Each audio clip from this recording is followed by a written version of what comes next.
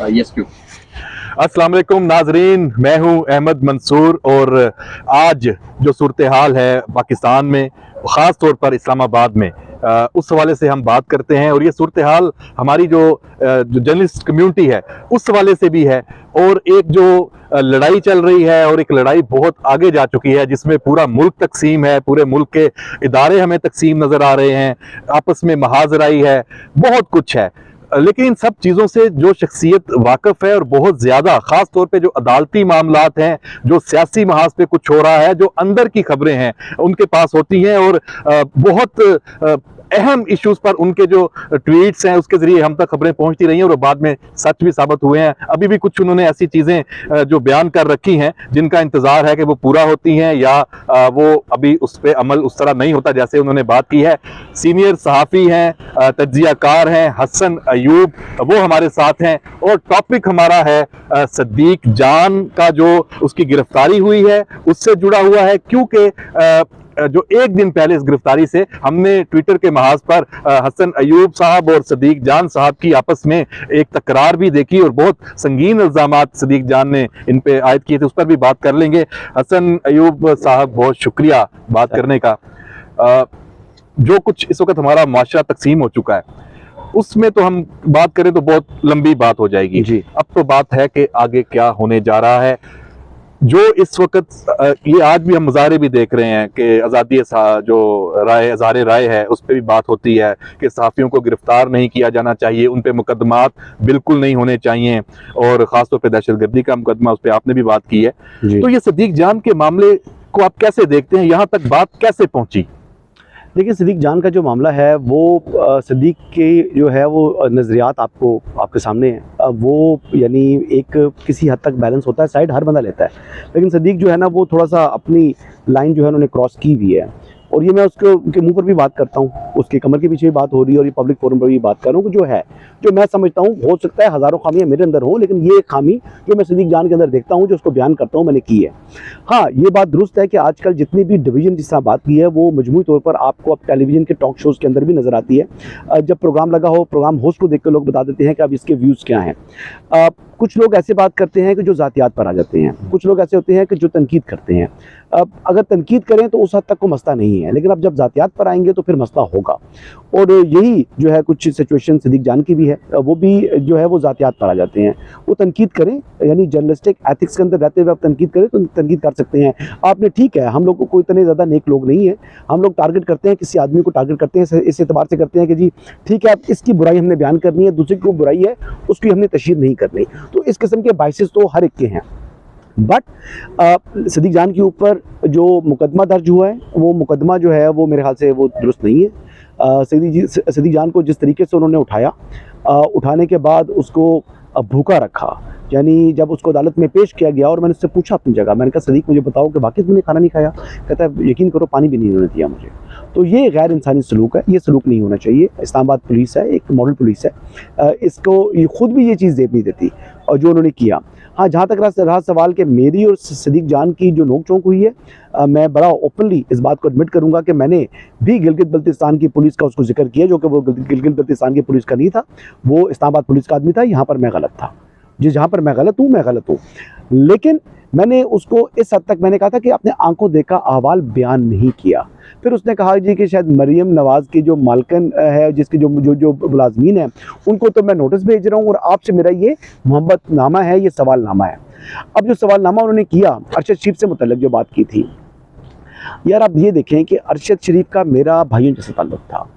जैसे सदीक जान से मेरे ख्यालात और नज़रियात नहीं मिलते, ऐसे मेरे अरशद शरीफ से भी नज़रियात कभी नहीं मिले। यानी 2014 में भी हम जो जब ये क्या था, धरना था, आज़ादी मार्च थी पाकिस्तान तहरीक इंसाफ की या पाकिस्तान अवामी तहरीक की, तो उसमें भी हमारे आपस में जो है वो तकरार होती थी, बहस होती थी, मुबाहिसा होता था, लेकिन हम खाना भी इकट्ठा खाते थे और सब कुछ करते थे। वो मेरे बेरुचि बने थे 2011 में। 2011 से लेकर उनकी डेथ तक मेरा उनसे रब्ता रहा, इज़्ज़त एहतराम का रिश्ता रहा, कई दफ़ा हमारे जो है आर्गूमेंट्स हुए, तकरार हुई, लेकिन कभी किसी ने दिल में बात नहीं रखी। मैं अर्शद भाई के घर आपको दिली तकलीफ हुई है जो सदीक जान ने ये वाली बात की है, और खास तौर पे सारा उसके कातिल के हवाले से, यानी उसके कत्ल के हवाले से मुझे मुलव्वस करना। यार देखो, बात ये है कि बड़े अफसोस की बात है, आज हर कोई बंदा उसका जो है ना वो रिश्तेदार बन गया है, उसका करीबी बन गया है, उसका चाहने वाला बन गया है। इसमें कोई शुबा नहीं है कि अरशद की फॉलोइंग बहुत बड़ी फॉलोइंग थी, लेकिन अरशद एक वहसियत इंसान भी बहुत अच्छा इंसान था। ज़ाती ताल्लुकात के लिए मैंने हमेशा उसको बड़े भाई का दर्जा दिया है। लेकिन आज अरशद के बारे में ये बातें करना कि जब उनके ऊपर मुतअद्दिद मुकदमात हुए थे और जो इस्लामाबाद हाई कोर्ट में उनकी हिफाजती ज़मानत थी, तो उसमें एप्लीकेंट मैं था। ये सब लोग कहाँ थे उस वक्त? ये सब जो लोग आज नजर नहीं आए। उसके आप समझ लें कि शेल्टर भी बने हुए हैं, उनका वो ये शो कर रहे हैं कि जैसे उनके अलावा उनका कोई भी नहीं था। और तो ये उस वक्त इनका कोई खास तौर पे इमरान रियाज, आप इतना ताल्लुक करीब रहे हैं, क्या आप इमरान रियाज खान को शरीफ साहब के करीब आपने देखा उस सारे अरसे में, या सदीक जान साहब को, या समी इब्राहिम साहब को? समी इब्राहिम साहब का शायद ताल्लुक हो, लेकिन मैं बाकी दो की बात कर रहा हूँ। समी साहब का ताल्लुक था, बहुत करीबी ताल्लुक नहीं है। हाँ, उनका सबसे ज़्यादा ताल्लुक अगर कहें तो अदील राजा से, उनका सबसे ज़्यादा ताल्लुक कहें तो अली उस्मान से, और भी दो चार लोग हैं, लेकिन वो नुमाया लोग नहीं है, यानी वो मीडिया के इस तरह के लोग नहीं है। ज़मीर हैदर से अच्छा ताल्लुक था। मेरा भी ताल्लुक उनके बाद आता है, मेरा ताल्लुक उनसे बाद आता है। लेकिन अरशद शरीफ का मैंने बेहद एहतराम किया सारी ज़िंदगी, और बेहद एहतराम मुझे जो है अरशद शरीफ ने दिया। आपको बड़ी मज़े की खबर बताता हूँ, अरशद शरीफ की और सिद्दीक जान की लड़ाई हुई थी, आप केल में हैं, गवादर में। उसमें सुलह कराने की बहुत से लोगों ने कोशिश की, यानी उसमें आसिम सलीम बाजवा साहब ने उस लड़ाई से ज्यादा मारा था सदीक जान को, बहुत ज्यादा अरशद ने मारा था। तो उस मामले में उन्होंने कोशिश की उनकी सुलह कराने की, वो सुलह नहीं हुई। उसके बाद कोशिश की शहबाज गिल साहब ने, वो कोशिश नाकाम हुई। फिर उसके अलावा हमाद अजहर साहब ने भी, आई बिलीव उन्होंने भी कोशिश की सुलह कराने की, नहीं हुई। मैंने सदीक की मेरी बात हुई, मैंने कहा तुम गलत थे, तुम उसकी फैमिली तक पहुंचे हो, जो कि मुनासिब बात नहीं है, तो आपकी गलती है, आपको माफ़ी मांगनी चाहिए, सुलह वो करेगा। तो उन्होंने कहा नहीं, वो उसके बाद भी नहीं करेंगे। अच्छा, सदीक को फियर ये था कि मैं उसको कह रहा हूँ कि तुम माफ़ी मांगो तो सुलह हो जाएगी। उसने कहा जी कि वो थोड़ा सा गुरेज किया उसने, लेकिन बड़ा पाना सदीक का, सदीक जान ने उस पर माजरत की।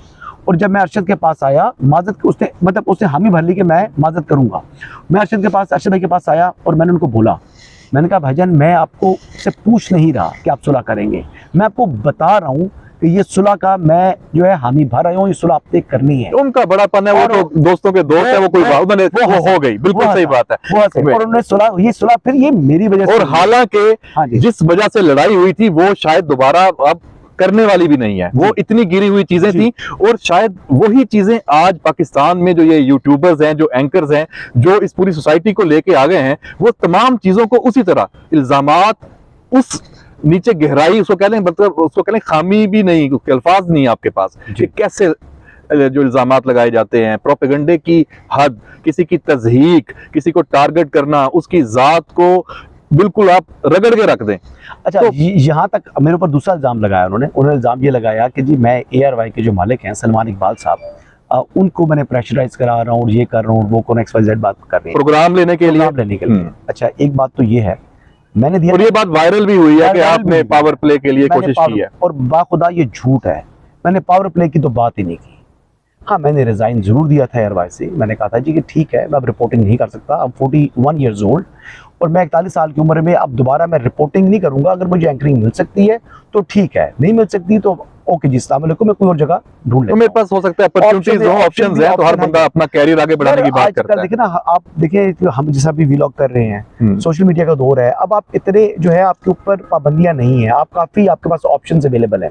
तो मैंने इस तरह की बात की, तो मुझे it was greatness of Salman Iqbal साहब, उन्होंने कहा कि नहीं, मैं आपको रिज़ाइन नहीं करने दूंगा और आपने काम करना है, दोबारा रिज़ाइन की बात नहीं करनी, और मैं तुम्हें शो दूंगा, शो मैं देता हूँ। तो ये बात इस तरीके से उन्होंने की है, जो बात हुई है, ये मैं पहली दफ़ा ये बात कर रहा हूँ। वो फिर भी जो चीज़ हमारी इंटरनल बातें हैं वो बातें हैं। और अगर मैंने सिफारिश करानी हो ना, जैसे मुझे कहते हैं कि मैं ARY में आया जनरल बाजवा की सिफारिश करवा कर, तो भाईजान अगर जनरल बाजवा साहब की सिफारिश मेरे पास होती ना, तो जब मैं ARY मैंने ज्वाइनिंग दी थी, मैं तब से एंकर होता।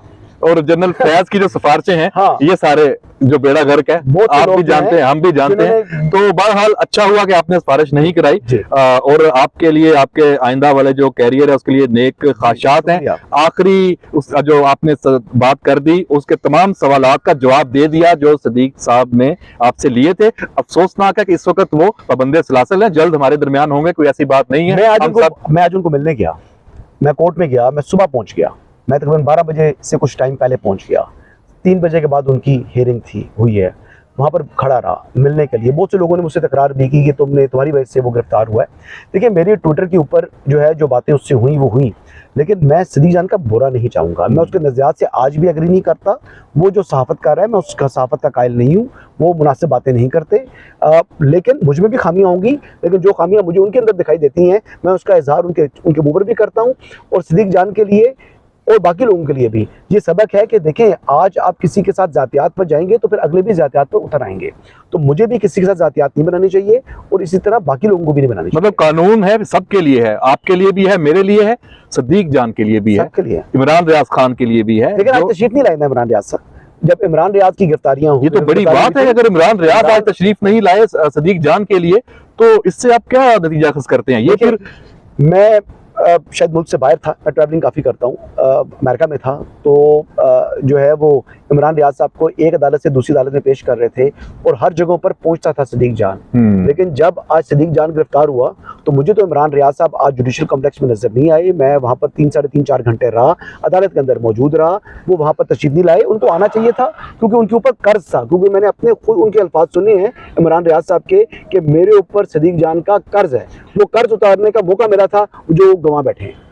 हसन अयूब साहब, आपका बहुत शुक्रिया। और आपने एंड पर जो ये ब्रेकिंग न्यूज़ दी है कि इमरान रियाज खान कोलो फेल का जो तजाद, एक इम्तिहान उसके लिए उसके सामने आया, उसमें आज वो फेल हो गया। तो इमरान रियाज खान फेल हो गया, पाकिस्तान नाकाम नहीं होना चाहिए। जो दोस्त, जो लोग, जो सियासी जमातें इस बहस में हैं कि झूठ को परवान चढ़ाना है, उसके सदेबाब के लिए हम सबको आगे आना चाहिए, बात करनी चाहिए। हसन अयूब जैसे बहुत सारे जर्नलिस्ट ये जिद्दोजहद कर रहे हैं, मैं इनको ज़ाती तौर पे जानता हूं, इनको जर्नलिज्म की कोई ज़रूरत नहीं है, अल्लाह ने इनको बेपनाह वसाइल दिए हैं, लेकिन ये इस काज के लिए हैं, और पाकिस्तान को इन जैसे जो नौजवान सहाफ़ी हैं उनकी ज़रूरत है। आइंदा फिर बात होगी नए टॉपिक के साथ। इजाज़त दीजिए, अल्लाह हाफिज़।